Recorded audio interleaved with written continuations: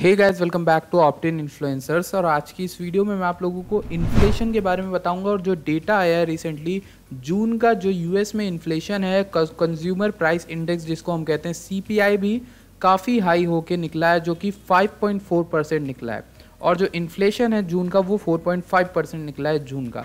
ये किस तरह से बिटकॉइन को अफेक्ट कर सकता है एंड बिटकॉइन में परचेजिंग पावर बढ़ेगी, ऐसा क्यों हो सकता है, और बिटकॉइन का फ्यूचर ब्राइट क्यों है, सब मैं आपको इस वीडियो में समझाऊंगा। ये वीडियो बहुत नॉलेजेबल होगी एंड मैं कोशिश करता हूँ आप लोगों के लिए कुछ सीखने के लिए लेकर आऊँ। एंड इसीलिए मैं आपसे रिक्वेस्ट करूंगा, बदले में सिर्फ एक छोटी सी रिक्वेस्ट, चैनल को सब्सक्राइब करिए, कम्युनिटी से जुड़ जाइए एंड टेलीग्राम पे जुड़ना मत भूलिएगा, वहाँ पर जल्दी आपको अपडेट मिल जाएंगी।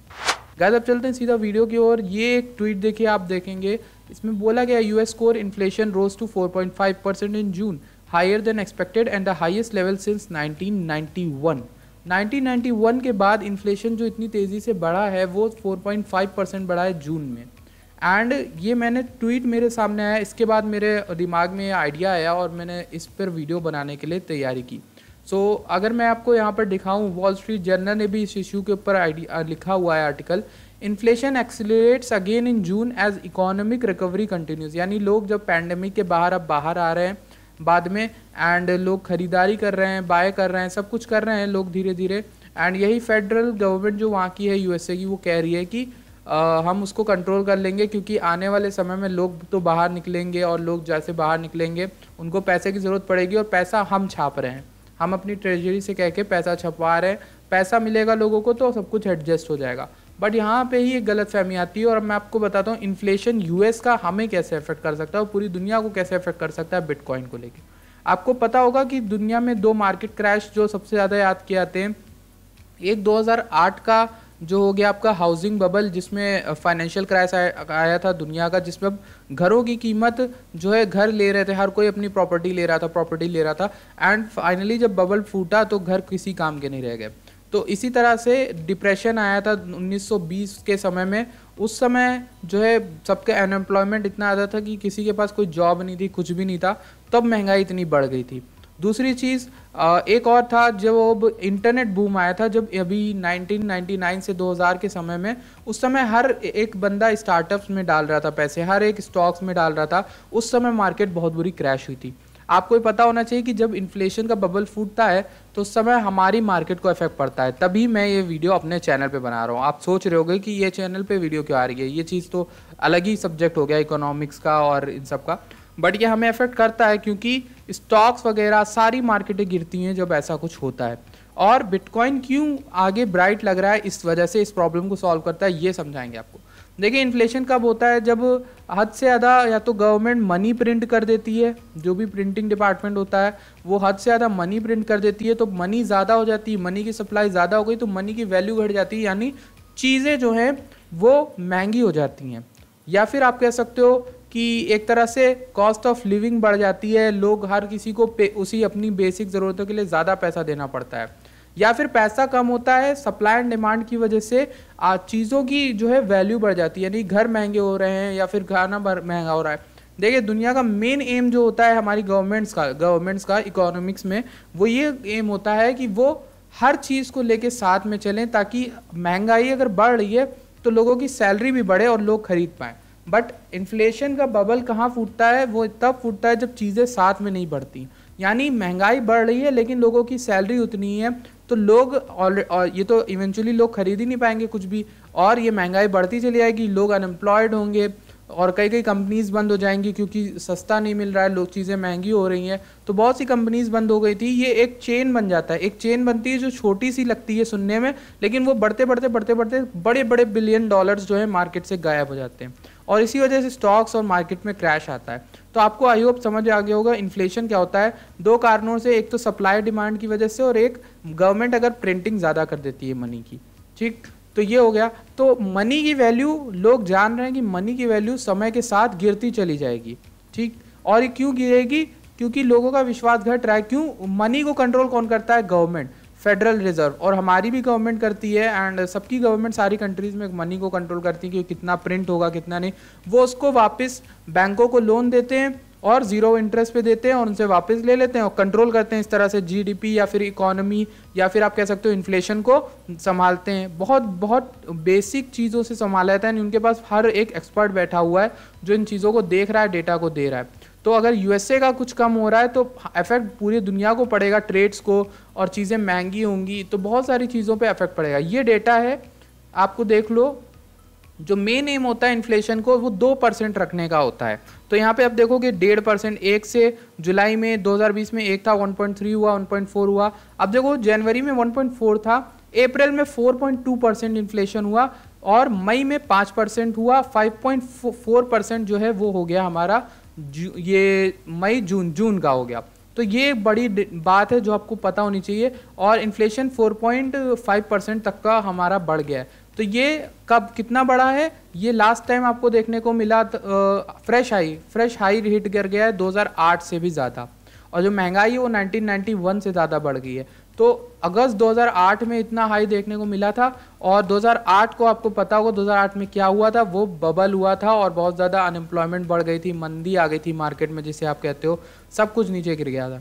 अब रोल आता है यहाँ पर बिटकॉइन का। बिटकॉइन कैसे यहाँ पर इफेक्ट करेगा हमारे इन्फ्लेशन को और कैसे संभालेगा एंड दुनिया को बढ़िया कर सकता है इन्फ्लेशन। क्यों? देखिए बेसिकली जब महंगाई बढ़ती है तो लोगों की हर चीज़ ज़रूरतें महंगी हो जाती हैं, तो लोगों के पास जो पैसा है उसकी वैल्यू कम हो जाती है। यानी अब आपके पास जो 100 रुपये रखे थे आज से 10 साल पहले, उनकी वैल्यू आज कम है। ठीक है गैस, क्योंकि 100 रुपये उस समय आपने जब जोड़े होंगे तो आपने सोचा होगा 100 रुपये बड़ी इनकम होती, बड़ी रकम होती थी तब।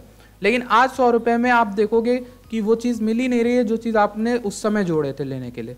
तो इसी को हम महंगाई कह सकते हैं, समझ सकते हैं छोटी भाषा में इन्फ्लेशन। मान लीजिए आपने रुपए जोड़े थे एक अच्छी साइकिल लेने के लिए, लेकिन उस समय आपने साइकिल लेने के लिए 1500 जोड़े होंगे, बट अभी साइकिल की जो कीमत है नॉर्मल 5000 से 6000 के आसपास हो गई है। तो उस समय के आपके 1500 रुपये आज कुछ भी वैल्यू नहीं रखेंगे।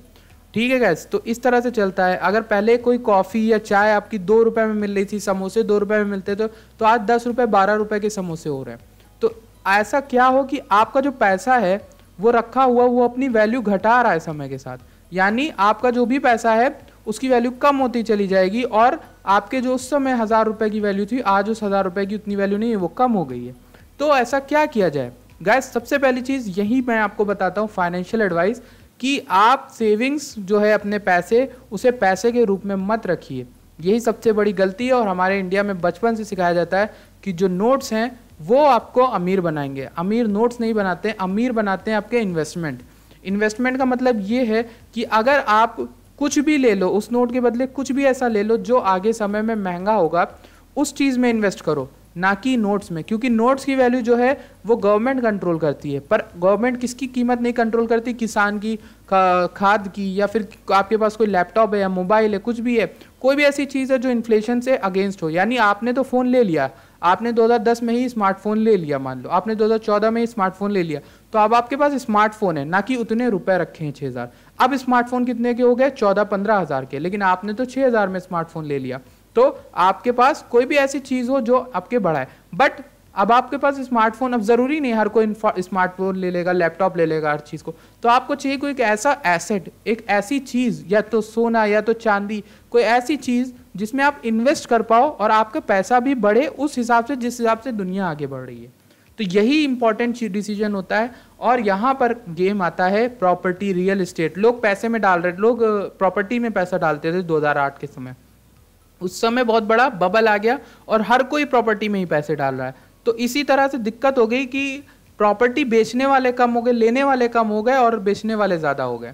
तो इस तरह से दिक्कत हो जाती है। बट अभी कंट्रोल में रह के अगर आपको अपनी इन्वेस्टमेंट रखना, आपके पैसे की वैल्यू बढ़ानी, पैसे को तिजोरी में, गुल्लक में डालने से नहीं बढ़ेगा वो। उसको आप डालो स्टॉक्स में, आप डालो गोल्ड में, आप डालो चांदी में, या फिर आप डालो बिटकॉइन में।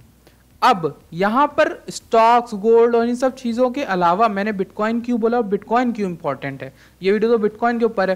बिटकॉइन इसलिए इंपॉर्टेंट है क्योंकि बिटकॉइन एक ऐसी एसेट है जिसकी सप्लाई लिमिटेड है और एग्जैक्टली लिमिटेड है। यानी 21 मिलियन ही बिटकॉइन दुनिया में होंगे और उसके अलावा कुछ भी नहीं होगा। गोल्ड का अभी एग्जैक्ट नहीं मालूम, दुनिया में कितना गोल्ड कहाँ छुपा, तेल का मालूम है। ऐसी चीज़ें जो हैं, स्टॉक्स वगैरह हो गए, स्टॉक्स में आप इन्वेस्ट कर सकते हो, ठीक है। लेकिन स्टॉक्स, बाकी सब चीज़ें जो है ना, वो सब एक और उसमें फॉल्ट है, वो ये कि वो सेंट्रलाइज्ड है। यानी कहीं ना कहीं उसमें कोई तीसरा आदमी है जो आपको स्टॉक देगा, आपके पैसे का वादा कर रहा है, आपकी डील का वादा कर रहा है। पर एक चीज़ ऐसी है जिसमें कोई भी आपसे आपका पैसा नहीं छीन पाएगा, वो है बिटकॉइन। बिटकॉइन एक ऐसी एसेट है जो डिसेंट्रलाइज है, यानी उसमें किसी ने भी पैसा नहीं लगा रखा है, यानी उसमें कोई भी कंट्रोल गवर्नमेंट का नहीं है, उसमें कोई भी कंट्रोल किसी और का नहीं है। आप अगर उसमें इन्वेस्टमेंट करोगे तो आपका पैसा भी बढ़ेगा, और एक्चुअल में लोग ये समझ रहे हैं। जैसे जैसे इन्फ्लेशन डाटा आया ना, मैंने आपको बताया ये, तो आप देखोगे कई यूट्यूबर्स जो फॉरेन के मीडिया न्यूज़ चैनल है वो कवर कर रहे हैं, वो बता रहे हैं कि बिटकॉइन का रिसेंट जो हाई था वो लोग इन्फ्लेशन की वजह से ही डर में हाई कर रहे थे और बाय कर रहे हैं बिटकॉइन को, क्योंकि बिटकॉइन एक ऐसा एसेट क्लास है जो बढ़ेगा, और लोग जैसे जैसे जानेंगे बिटकॉइन बहुत आगे बुलिश होगा, क्योंकि क्रिप्टो का वर्ल्ड में पैसे आने वाले हैं आगे आने वाले समय में। लोग धीरे धीरे जागरूक हो रहे हैं फाइनेंशियल नॉलेज को लेकर, और समझ रहे हैं कि उनके पैसे की वैल्यू तभी है जब वो इन्वेस्ट करते हैं, और इन्वेस्टमेंट सबसे बेहतर इस समय बिटकॉइन और क्रिप्टो की दुनिया में है। तो उसमें पैसा आएगा, जिस तरह से पैसा आएगा हमारा बिटकॉइन भी ऊपर जाएगा, और लोग बिटकॉइन को इन्वेस्ट कर रहे हैं। सबसे पहले इसमें तीसरे आदमी का कोई रोल नहीं है, आपका पैसा आपका बिटकॉइन, ये चीज़ है, और आप जब चाहो उसको सेंड करो, जब चाहो उसे सेल करो मार्केट से दुनिया भर में, ये चीज़ सबसे बेहतरीन है, इसीलिए लोग बिटकॉइन में इन्वेस्ट कर रहे हैं। एंड यही चीज़ जो है मुझे आपको समझानी थी। आई होप आपको समझ में आ रहा हो कि बिटकॉइन का फीचर क्यों इतना ब्राइट है। यही चीज़ है कि बिटकॉइन में लोग आने वाले समय में बहुत पैसा डालेंगे, इंस्टीट्यूशन पैसा डाल रहे हैं ताकि टैक्सेस से बचें। कई चीज़ें जो हैं, अपने पैसे को बचा के रखना है तो उसको इन्वेस्ट करना होता है, स्टॉक्स वगैरह भी आप उसमें देते हो, बट बिटकॉइन आप वॉलेट में रख सकते हो, कहीं भी आराम से रख सकते हो, और आपका पैसा सेव रहेगा। आगे चल के बिटकॉइन की प्राइस भी बढ़ेगी, और आपके जो पैसा आज है उसकी वैल्यू आगे ज़्यादा होगी। तो thank you so much guys for watching this video. I hope आपने कुछ सीखा होगा, अगर सीखा है तो प्लीज़ वीडियो लाइक करिएगा, चैनल को सब्सक्राइब करिएगा। मिलते हैं आपसे नेक्स्ट वीडियो में। थैंक्स।